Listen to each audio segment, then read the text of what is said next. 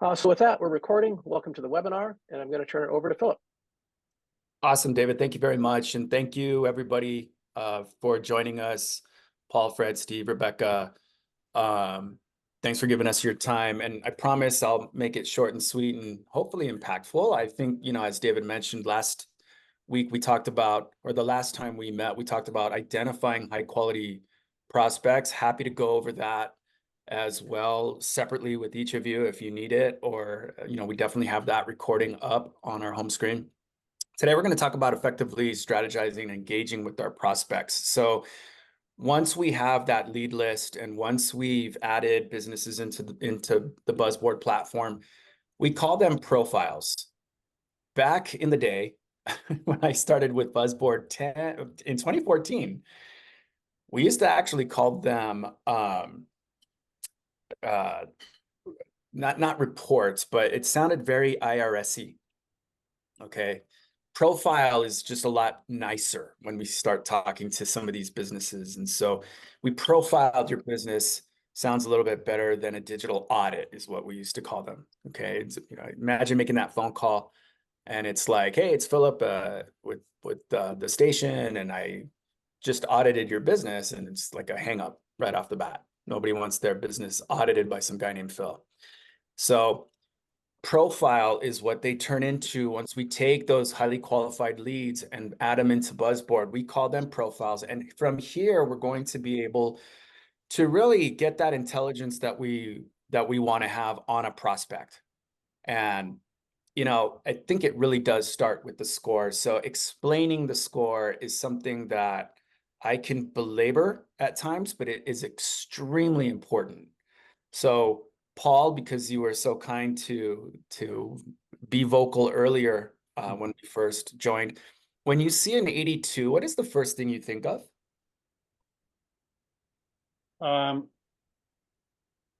I guess it depends on context, but I would say in the market. 82 in the market? Yeah. Okay. Yeah, but it depends on context. Yeah, absolutely. Like if it's intent data signals, then yeah, they're a high likelihood. Okay. But it's also not, 95. Okay. Now we're getting into it, right? Because you said, it's not 95. What gave you the impression 82 was bad, right? No, there's nothing wrong with that. But like if it was intent data, if it was 95, it's probably too late to reach out. Yeah, but 95 is better, I think, right? And I think in saying that, we go back to school. And so when we want to explain BuzzBoard and what BuzzBoard wants to do, we want to score. We want to grade these businesses, these small to medium-sized businesses. That's what we do at BuzzBoard. And so it's really important for everybody to understand that when we're giving somebody an 82, what is behind that 82? And I ask the question all the time, what do you think of when you see an 82? And 9 times out of 10, without even thinking about it, you're going back to school, and many people turn this number into a letter. Okay. So in the state of California or here in the state of Texas, where I am, that is a B. We're turning that into a B. And so when we talk about a D score or a digital health score, well, our prospects, when we add them in and we want to get that quick intelligence, it's really important for us to understand how we got that score in the first place. And the best way to do that is to scroll down here to this digital marketing graphic, this chart, and really look and see that what we're trying to do, like in school, homework, quizzes, tests, all that was rolled into the final grade. Well, when it comes to digital marketing, we have to look at the key segments of the digital marketing spectrum, and we have to score those out to give us a better understanding of how prescriptive we're going to be with the business. How are we going to help them? This is where we make correlations. They're doing advertising, which is great. Doesn't mean they're knocking it out of the park and they're perfect out of 100. It just means that of the areas that we track at BuzzBoard, and I'll click on this to show you what that looks like on that advertising line.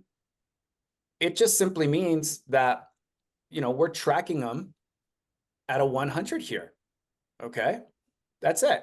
They're spending 14,000 to 21,000 estimated with Google Ads. They might be running terrible ads. Execution might be completely wrong. It's really about participation though, but knowing that it's important to them, oh, that's really important for me now. Same with social at an 86.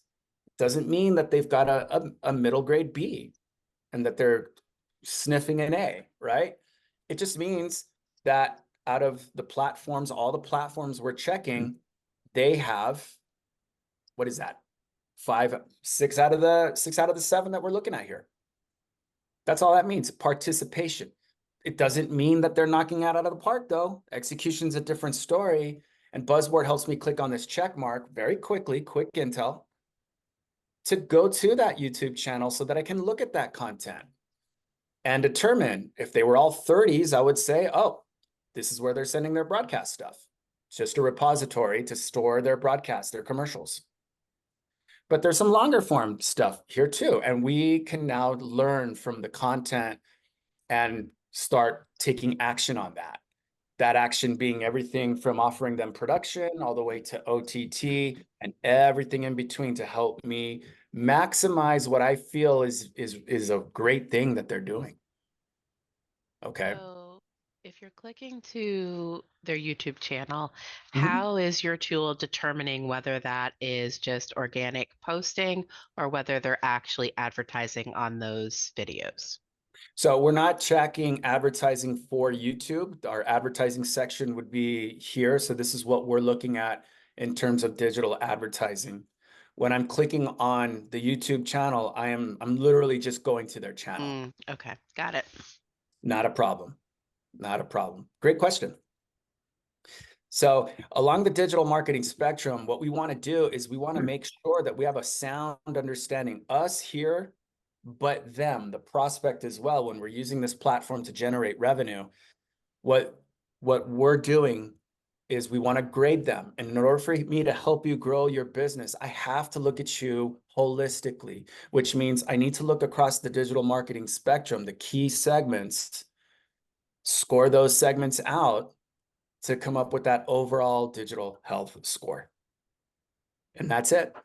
Now, I would use the vitals analogy in this one too, because we're only talking medicine. So if I'm category specific like I am here, I would do the same thing, except I would say, I'm taking your vitals.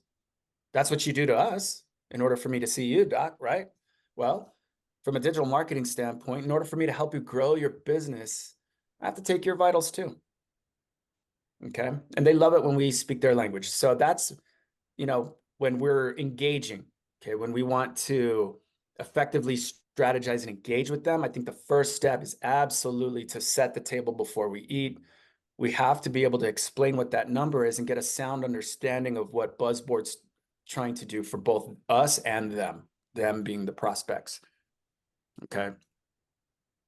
So starting from that list, adding somebody into BuzzBoard and understanding that buzz score, it's really time to start providing value. Because let's face it, nobody's going to want to speak with us unless they feel we're going to give them immediate value.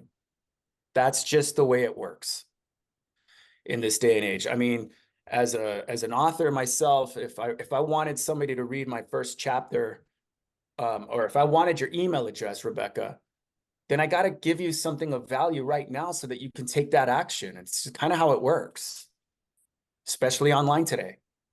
So you'll unsubscribe later, but you're not going to fill out that form. You're not going to buy on a site. You're not going to do anything unless there's some value there. And that's what BuzzBoard's helping us do, provide that value. And I'm going to start with the SWOT analysis that's automatically generated through AI. So once we add a business into BuzzBoard, then what we're going to do is we're going to take the data, all right? This is the what, the 82 and everything behind it here from a lot of different data sources to bring us this holistic view. But once we have the data or the what, then we're going to give you now the why, driven by AI. And it starts with a great summary of the business to give me the context that I need to move forward. How long have they been in business? What do they specialize in? It's even telling me that they use an educational approach, which is great. That's going to help frame the conversation that I want to have with them.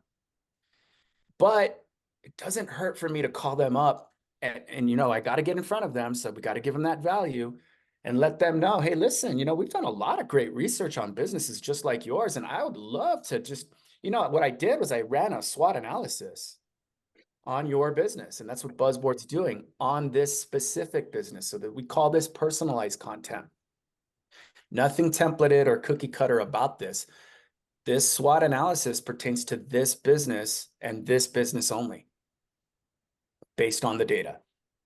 So we want to consider that kind of like a ginormous chat GPT prompt that's working in our favor. Can't do this. I can't ask chat GPT to give me a SWOT analysis on a business if chat GPT doesn't know anything about that business. Okay, we're going to have to sub prompt all day to get a lot of this data. So right off the bat, I can copy that to my clipboard. And later on, when I show you the content area right up here, we're going to be able to, you know, download this stuff. We're going to be able to email some of this good value that we have. But I like to start with that SWOT analysis, not only because it's in the summary, but that is a value piece that we can start building on to coincide with another area called competition. Bill, a quick question before you move on. As Sure. far as the opportunities, the fourth bullet down, leverage TikTok. Is that industry or target client specific for their industry? Like, is the AI saying that TikTok is being used more in the cosmetic surgery space, or you're seeing more on there? Not necessarily. I think what it's also covering is the fact that, okay, you had a YouTube channel. So because you have a YouTube channel, there are other platforms that you might want to put that video content on, specifically short video content, right? So that could be an option for you, given the fact that TikTok today has exploded. I mean, it's not exploding, it exploded. And many, many healthcare professionals in different categories are trying to leverage TikTok to just find more customers or different types of customers. And we'll start talking about customer segmentation in a little bit here, but I think it's just giving us good ideas. And, you know, if I didn't like this, I can always regenerate it if I wanted to. Okay. And you know, what I always tell people is anything that's generated through AI anyway is going to need that human element. So never take something verbatim, but I think what we're trying to do is immediately expedite your process by having the asset available for you almost immediately. Sure. Okay. Now, on the threats, so that would be a perfect example, right? The TikTok piece could lead me down the path of talking about their YouTube channel as an example and asking them, hey, listen, how does that make you money? I love your content. You posted something 3 months ago, which we saw a little bit earlier. How is it driving revenue for you? And then they look at you like, good question, right? And that's when we start to take over and maximize what they're doing right. Let me take your content. And this could be a conversation. Ever thought about TikTok? Threats works the same way, because when we start talking about threats, then yeah, we're going to start talking about competition. And with competitors, well, we just still happen to have an area here called competition that's going to allow us to start building a great report. And again, helped with an analysis that's driven by AI based on competitors that we've added in. We now have the opportunity to come in and say something along the lines of, hey, listen, you know, we've done a lot of research on your business. And in addition to the SWOT analysis that we've generated for you, and we can certainly discuss it, what I'd really like to talk about are your competitors. Let's find out what makes them successful. Let's see what they're doing to try and increase their market share and their revenue. Or we can get a little urgent with it and we can say, hey, let's listen. Let's see what they might be doing to take market share from you and potentially some of your revenue. Okay. And that's always good because, again, that is immediate value. And I like to tell this story because it's absolutely true. It's 100% true. 10 years ago, when I first got a hold of BuzzBoard and I started testing it out, My problem was going out into the field and having meaningful conversations about stuff I didn't know anything about. That was a big problem 10 years ago. Lack of digital knowledge was pretty, you know, it was glaring on my end, right? So, but I was good at research. But I asked a roofer here in El Paso, Texas, and his dad just happens to be, I mean, his son happens to be my best friend. So this man is like a second father to me. But I asked him, and, you know, why do you say no? Because he was notorious for saying no. He shot everybody down. Like nobody could go and talk to him because he just wouldn't take our calls. And so the first thing he said was, please don't sell me. So I said, no, I won't. But why do you say no? I just want to know why. And he said it.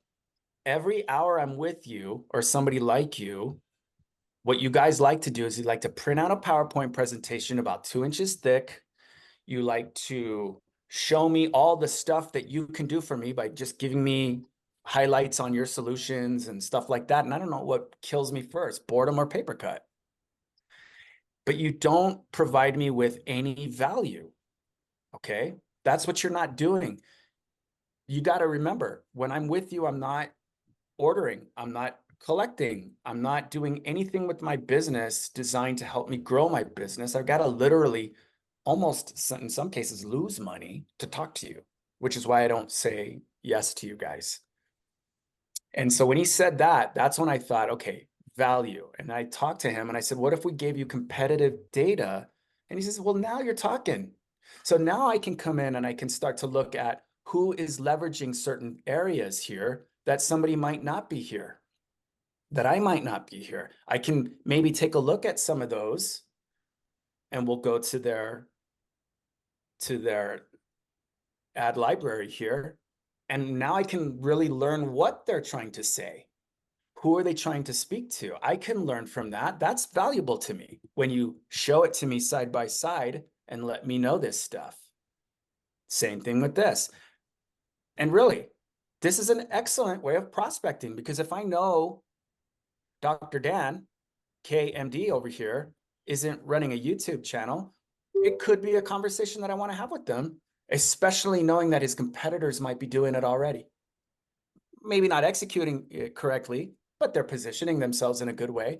So these are good, impactful conversations that we may want to consider when we're building a list and using BuzzBoard assets to start leveraging and strategizing with our prospects.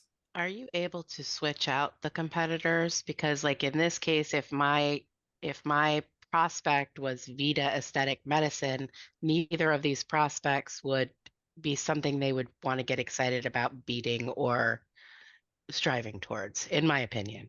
Unless you would be correct to say that. You would be. Unless though, and I say this in sales-based situations all the time. If Vita told me to bring them these two, it's valuable. Yes, correct. But if But I was going in always blind, yeah. Now, if you're going in blind, absolutely. And yes, there is absolutely a way of doing that. You hover over it and then you can delete them. okay, great. Yeah, great question. But before you do, you want to convert. Okay, convert them to a profile because that's a lead for you. You now know that you've got Vita at an 82, and we could flip these guys around, can't we?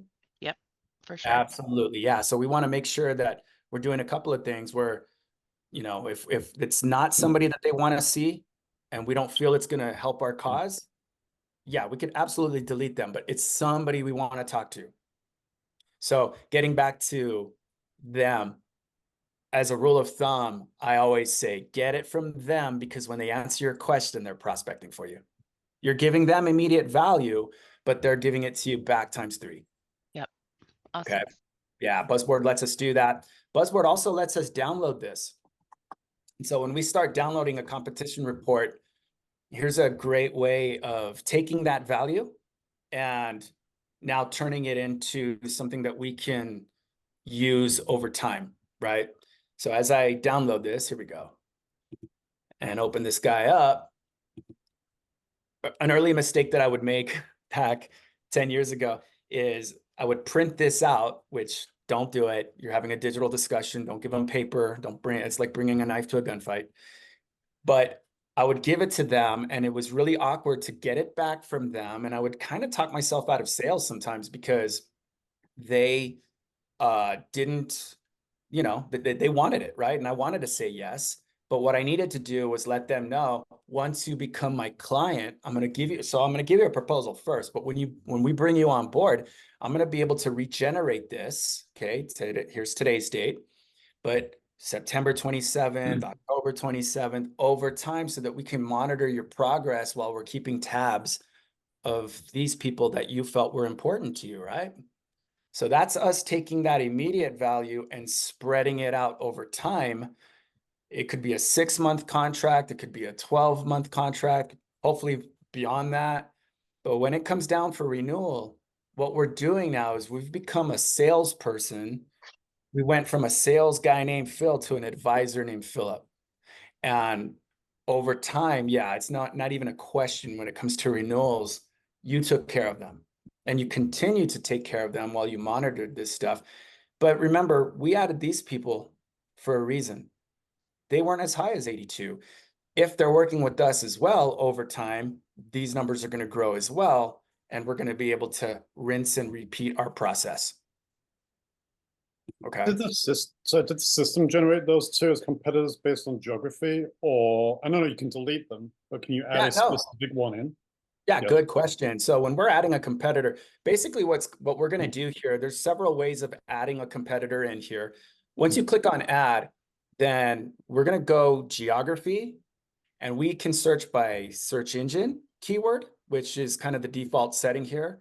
We can search business names to add specific ones if we wanted to, or if you just type in the name of the business here, we can go by keywords, by categories.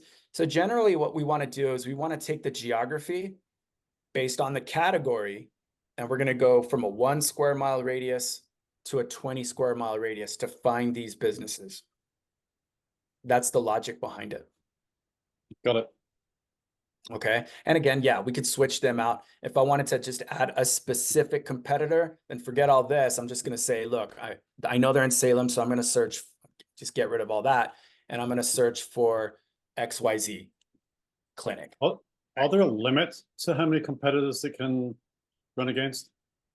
Well, we start you off with the room for 3. Okay. So I always ask for top 3 competitors. But there's no limit to how many times I'm going to be able to really manipulate this. If I wanted to delete them, I can absolutely delete them and add them in, and I can start manipulating it. Got it. Thanks. Great question. Yeah, it's one of my favorite ways of prospecting. Ironically, it's letting your prospect do it for you. And BuzzBoard absolutely helps us do that. Great questions. Love the engagement. So we've talked about that SWOT analysis. We're talking about competitive. And so what we want to start doing is, BuzzBoard helps us recommend. And when we talk about product recommendations, this is where it gets really, really interesting, because from an AI standpoint, what we want to do is, in this case, as this example, it's recommending SEO. But you might call it something else. You might call it super search, super SEO, super organic, whatever. Okay. You might have a name for it at the company you work for. And we want that name to be here. I can edit this and put it in, but it really, really helps when we have your product set, so that when you come on board with BuzzBoard and we get a hold of the products that you want to inject into the AI content, it will appear here.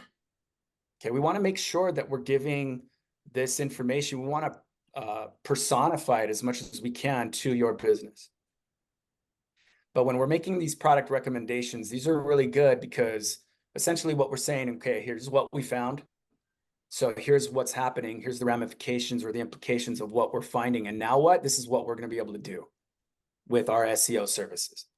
And, we've just titled it Acme Digital's SEO services, but it absolutely can say your name and your product, right?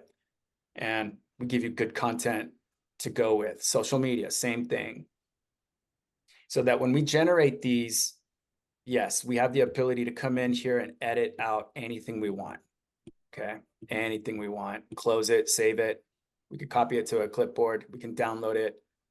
When we download this, it comes in to in my opinion, a pretty nice PDF. I really do like the way our reports are automatically generated right there on the fly. No need for major art departments to come in and make something nice for us and stuff like that. And very customizable and white labelable, if that's a word. Any questions on that at all? No. Awesome. All right. So, I think quickly, I do love the business overview report. I'll go back into the details and get that. Once we click on more here, this business overview report, and I like doing this in real time so that people have a good understanding of what it looks like in real time.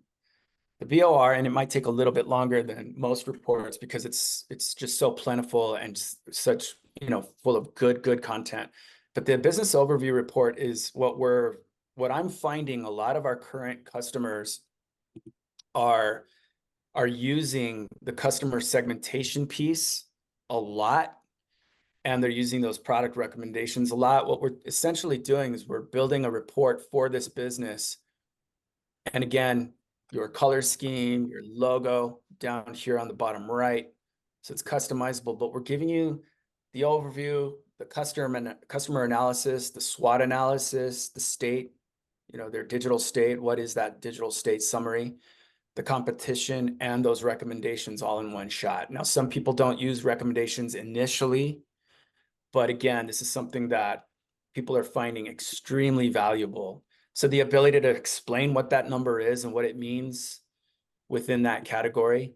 My favorite piece here, and again, when we want to start building strategy and engaging with our clients, the customer analysis is extremely important because it gives us the propensity to build bigger proposals when we are able to build multiple value propositions for multiple customer segments. Some cases, they think that they're going to go after homeowners or a certain type of business or customer, right? We've got the health conscious athlete, wellness enthusiasts, post-treatment customers. We've got aftercare here. And there's different messaging behind it when we're able to segment, identify behaviors amongst those segments, their needs and preferences, and their value prop for each. And when we start getting into these kinds of conversations, this could be 3 different campaigns when most people would have maybe positioned it as one campaign. So we want to be able to build those bigger proposals, but I think the main takeaway is we have the ability to have more robust conversations that they really want to have. They being the prospect in this case. So I do feel that is so valuable.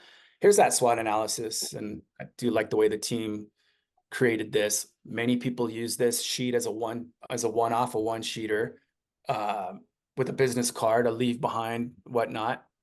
And again, that's something that can be regenerated, and it's just professional, right? As is the digital state summary that gives us those main segments of the digital marketing spectrum and what we're doing and what we're looking at. And then, of course, the analysis within the different areas of that spectrum, our competition that we added. So anytime you make a change in BuzzBoard, it's going to reflect immediately in the report once you regenerate that report. If Rebecca, when we deleted this, or I didn't delete it, I actually converted it first. But once we delete something, yeah, you won't see it in the report, and the new information will absolutely take place here. And then those product recommendations.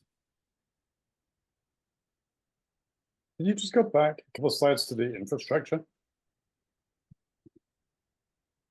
The 44? Yeah. Yeah, that's where we're going to start talking about the inner workings of their site, page speed, any redirects, things that could hold them back. When we start making correlations here, we can say, yeah, you're driving traffic to a site, but you might not be giving the customer the best experience when they get there.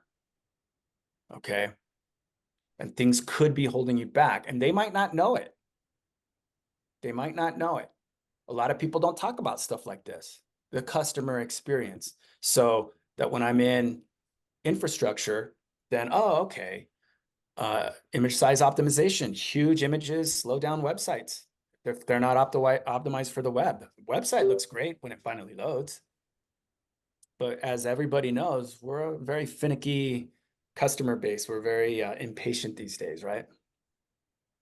Yeah, I love the fact that it's quick to generate, but looks like it took hours and hours of in-depth research.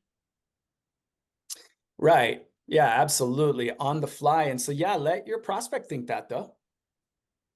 How do you address the question, where do you get this information from? It's publicly available information that comes from multiple data sources. But what we're doing at BuzzBoard is we're gathering it for you in a very holistic way so that we can score you and help us get a better understanding, and more importantly, you a better understanding of where you fall alongst that digital marketing spectrum.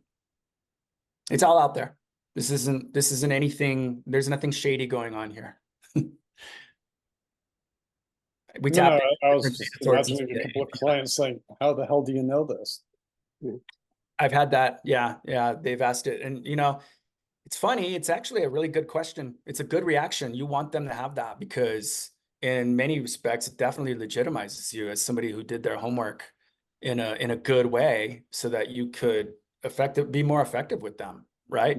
But really, it's just, we definitely tap into a lot of different data sources, multiple, okay, I forget the number, it's hundreds of data sources via API. So we're not scraping any third parties here, right? We want to be as direct as we can be. It's direct data. And we want to bring it in a holistic way so that we can get just a better understanding of where somebody is from 0 to 100. And we want to make that conversation as easy as possible. Yeah. So last but not least is our content piece, because, when we want to, strategizing is good, engaging is great, and BuzzBoard is going to help us with that engagement. We started you off with the context. We've got conversation starters, and then we've got emails. So just really quickly, BuzzBoard obviously started us off with that SWOT analysis. And if I wanted to make any changes to the cues down here, so as a closed environment, this isn't ChatGPT where I've got an open field to type questions in, because that can go sideways really quickly. We want to make sure that we're in a controlled environment. Some people are really, really big on that. So are we. But essentially what we did is we asked a lot of our customer base. We really spent a lot of time on asking them, hey, listen, what are the most critical pieces that you need to know to move forward with a prospect? And of course, you get the budget stuff and how many years have they been in business and who are their customers and things like that. And so I think what we've done is we've done a good job of synthesizing a lot of that feedback. And instead of prompts, we call these cues. And we can ask questions like, what is the current state of the prospect and their need gap analysis? Tell me more about their customers, which we do with our customer segmentation piece as well.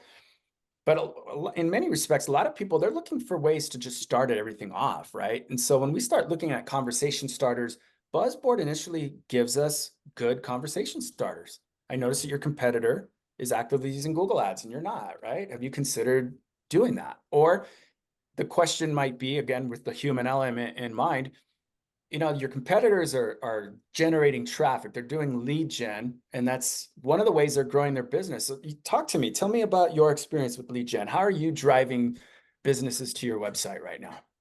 That's it. Just good conversation starters, things that we can start to utilize. And when we click on any of these cues here, give me conversation starters to discuss how my products, well, this is where your products come into the mix. Once clicked, then you'll see the output here as well. Same with emails. When we want to start sending effective emails, a lot of people, what we find is that coming up with their own content when they want to email somebody takes time, and they might not be so good with that, right? So BuzzBoard's going to give them a huge head start by coming in and saying, all right, here's the here's David Kenny. He was one of the contacts that we identified when we added this business in. So right off the bat, it's going to be, Dear David. Why? Because David is clicked on. If I unclicked, it's going to say, hello, Vida Aesthetics Medicine Team. But I like that one instead. Or I could come in and I can say, you know what, let's add a contact here. I'm going to add my name and I'll get rid of the D and I'll put in my personal email address. I'm going to click on this little arrow right there and I'm added in. So I'll unclick that and here I am, Dear Philip. Okay. I noticed that. And it didn't just give me one email, it gave me 2 and 3 down here, right on the fly. Why? Because we wanted 125 words. We wanted 3 emails. We can absolutely add more here. I wanted it to be conversational, but if we wanted it to be humorous, we could absolutely do that and generate from there. And once we generate shortly, hopefully with Wi-Fi being the way it is at my house today, that's why my camera's off. We're going to generate the output. So again, the what, and then now the why. And, you know, people say, well, you know what, I don't know if I quite like what it did. Well, pump up your SEO game with from vintage to Vogue, right? I mean, I don't know if that's humorous per se, subjective. I always like to try and check on humorous because I want to see what AI thinks funny is. But that's okay. I could still edit this. The human element is always going to be at your fingertips every step of the way. Okay. I'm seeing more emojis these days with AI now. Pretty cool. Are we, or is the tool emailing out for you, or are you having to like connect, or how is the email part working? That's a great question. So you can send an email from BuzzBoard. And when I go into my settings here to show you, we have email configuration so that I can sync BuzzBoard to my Gmail or to my Outlook. So anything that I do within BuzzBoard will be echoed in either one of these once configured. Some people don't want to do that. Some people want BuzzBoard to generate the content for us, the email for us. So let me go back to emails. So they copy and paste and they go into their own email platform and they send it from there. Once sent from BuzzBoard, though, we do generate an email log where we can give you when it was created, when it was triggered, what was the status, and things like that. When you're doing sequences, the interval between them is variable. So that would be the example of the single send. And Yep. when we do a sequence or a cadence, then what we'll do then is now we're going to have the ability to come in and say, all right, I want the first one to come out today, but I want the second one to come out 3 days from now. Right? Yep. And we have the ability to customize those dates or that delivery when we create a cadence. Many As people far as are playing with that right now. Some people have their own automation platforms. We have the ability to do that here as well. okay, so as far as time of day, given the different time zones, you can't control that, right? I mean, you'll just be picking a time that's kind of generic. You can control that. Oh, you can. So you can say, I want it to arrive at 10:13 each morning, I regardless of time zone. believe we can. Yeah, I'm not 100%. David, do you remember if we can do time of day? That's the first time anyone's asked. Yeah, I think you can, but I'm not sure you can actually set the time zone. You might have to do the time zone math for yourself, right? From California to Minnesota, I think it's 2 hours, right? So you might Yep. have to do like the 10 a.m. to 12 p.m. calculation yourself. Gotcha. Yeah, let's find out really quickly. I was a little skittish in creating a cadence or even generating my email given my Wi-Fi here, but it looks like things are working pretty good. So instantly, and we can do day after preceding email. It's looking like if I go custom, There you go. it's looking like I can set the time. So the question then is whether or not that's my local time or the time the system is based in. It'll be the time the system is. I don't think in your settings you can set your own time zone, but Okay. that's something we can feed back in, right? That's pretty Yeah, that's straightforward and understandable why you'd want that. Yeah, that's a great question. I mean, in my profile here, I don't believe we've got time zone here when we want to customize this. So these are, I mean, the example here is a B2C business. How well does the AI do at strictly B2B? From what I've seen, pretty good. I mean, again, it's, and when just backing up real quickly here, with BuzzBoard, we can look for B2Bs or B2Cs or both. And so from what I've seen so far, because it's personalized content, it does well. It will identify those customers, and therefore it will help with the AI content as far as who their customers are. Mhm. When we drive this business summary for these guys here, if it's something that was B2B from a B2B list, then everything should fall into place, starting with that summary to let us know exactly, hey, who are they going after?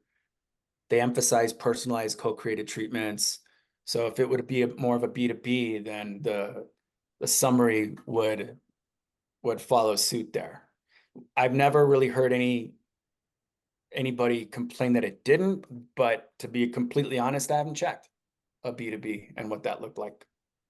Okay. Yeah, the larger determinant is really going to be about the signals we collect and the services that you offer. Mhm. Philip didn't get into setting, your kind of list of products, right? I offer pay-per-click, I offer social influencer marketing.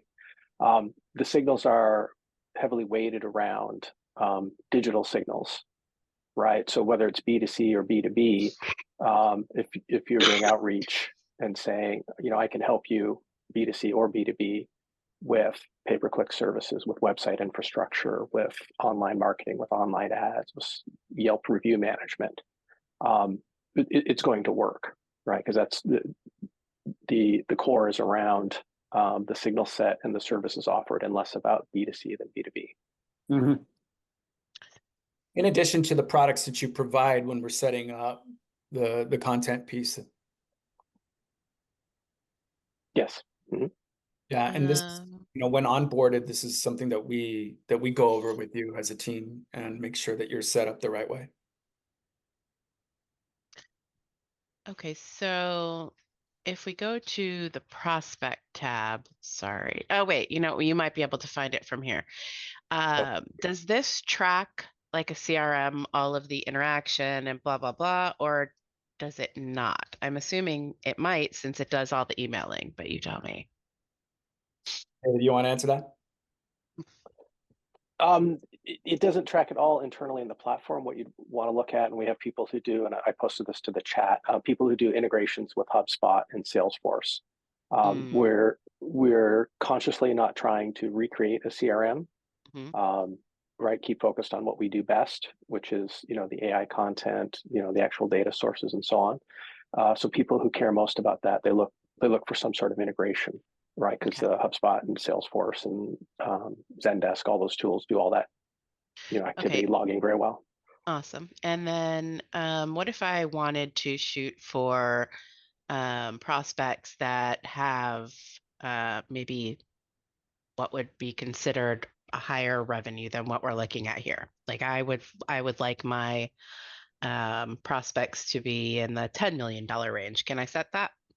Yeah, absolutely. And just real quick to kind of close the loop on the CRM discussion, you can assign within BuzzBoard. So there are teams that don't have a CRM or they do have a CRM, and they find that, assigning and just looking at all my users down here and clicking on one of them and assigning right over here.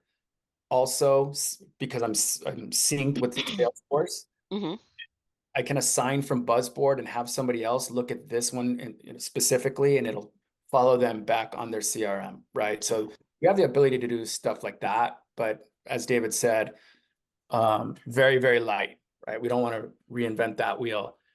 But when we want to start looking at specific businesses and revenue, then we absolutely have an ability to not only put budgets in for Google Ads, as an example, this list of 231, they were spending Well, 10 to, where are you getting your information from what the budgets are?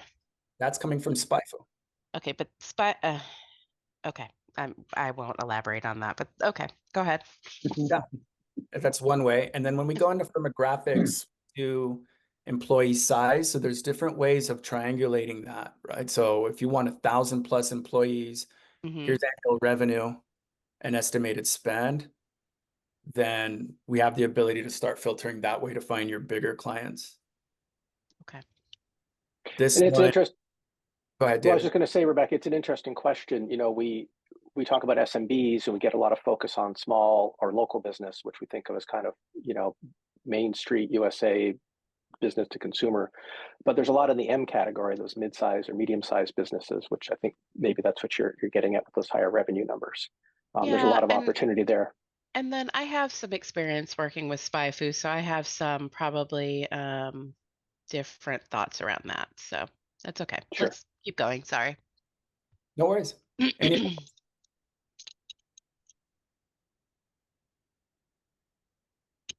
Okay, I think that brings us towards the end. I think what we wanted to really focus on today was just effective ways of using BuzzBoard to really strategize. And certainly BuzzBoard helps us do that when we take a look at the digital marketing spectrum and we start making correlations, helps drive us in a certain direction with some of these prospects. And I'll go back to this one just as an example. But with the assets that we've got available with every single business in our database, and it's 23.9 million businesses in this database that we update every 30 days so that we can filter accordingly and build a list, then the SWOT analysis is something that provides great value up front, as well as that competitive piece, that business overview report, and the ability to come in and start looking at good content that we can lean on. One thing that I didn't share earlier, but I'll just go ahead and do that now as a final note is, there are sellers that do just fine given the information that they have in front of them. And when we're in the details with BuzzBoard, a lot of people are finding that, it's really helpful for me to not just see the what here, but also an analysis that goes with it to kind of help me on my path. It helps expedite my process, or it just gets me thinking in another way. They do appreciate that as well. So I think those enhancements help us from an engagement standpoint. I think what I'll say finally here is that, as everybody knows, data is great. We love it when we can use it. And I think the people who can tell the best stories or the more impactful stories around those data points are the ones that are finding a lot of success with our platform. And thankfully, there's a lot of them. Any last questions Thanks. before? Yeah, go ahead, Philip. Sorry.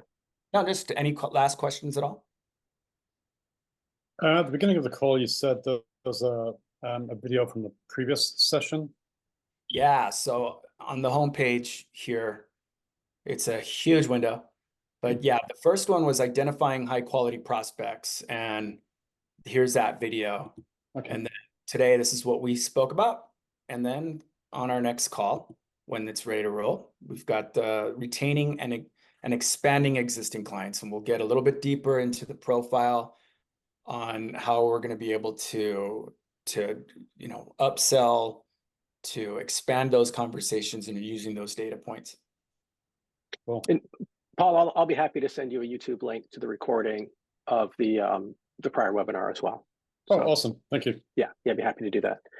So yeah, we're coming up to the top of the hour. I posted in the chat if some people don't want to ask questions in an open forum, or for whatever reasons, if you want a one-on-one demo, I posted that in the chat. You just book it on the calendar at your own convenience, a 30-minute demo. That'll get to Marilyn Sartori, who heads up our customer success team. She'll be delighted to give you a demo.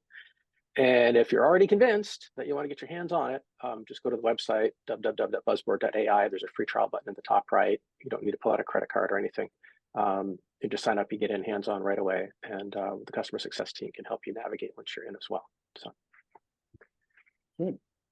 right. So thank you everybody for joining. I hope that was informative. Paul, yes, I'll send you a link to the prior recording. I'm happy to send everybody a link to this recording once it gets post-production edited and posted to YouTube. Again, my email is david@buzzboard.com. If you have any other direct questions, you want to get connected with Philip or anybody else, I'm happy to either answer or traffic cop direct you to the right folks in BuzzBoard. So with that, thanks again. Thank you, Philip, and hopefully we'll see you all again soon. Thank you, everybody. Have a good day.